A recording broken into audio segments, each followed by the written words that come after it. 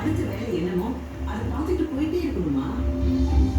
வா வேணும்னு ஒண்ணு பண்ணுங்க, 3 பேரும் ஒண்ணு இந்த வேலையை செய்யுங்க.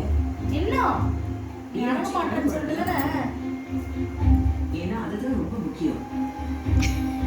உங்களுக்கு எப்பப்ப பணம் தேவையோ வந்து கேட்டு வாங்கிக்கோங்க. விசேஷம் முடிஞ்சதுக்கு அப்புறம் பாத்துக்கலாம். நடக்க மாட்டேங்குது. இங்க கொடுத்துருவோம், இங்க கஸ்தூரி கீதா வேணா நீ துணைக்கு வச்சுக்க. உனக்கு என்ன உதவி வேணும்னு கேட்டாலும் அவங்க நீ அடங்க மாட்டேங்கிற, நான் கட்டி போட்டுருக்கோம். ஏதாவது தேவைன்னு நீ செஞ்சு நீ வா, இந்த பக்கம் வா. சரி, நீங்க பேசிட்டு இருங்க, நான் கொஞ்சம் பணம் எடுத்துட்டு வரேன். கட்டிடுமா, கட்டிடு. கட்டிட்டுமா? கட்டிட்டுமா உன்ன? கட்டிட்டுமா? நீ தான் அடங்க மாட்டீங்க. அனதா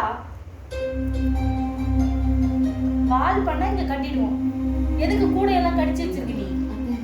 நான் சொல்றேன், தப்பா எடுத்துக்காதீங்க. சரி வா போலாம். போலாம் வா. வாக்கிங் போலாம் வா. வாக்கிங் போலாமா? நீங்க என்கிட்ட வாக்கிங் போலாம்.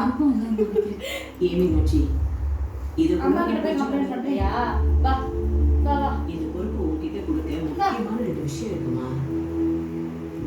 என்ன பொறுத்த வரைக்கும் நீ வந்ததுக்கு அப்புறம் தான் இந்த வீட்டுல எல்லா சந்தோஷமும் ஒவ்வொன்றும் நடக்க ஆரம்பிச்சது.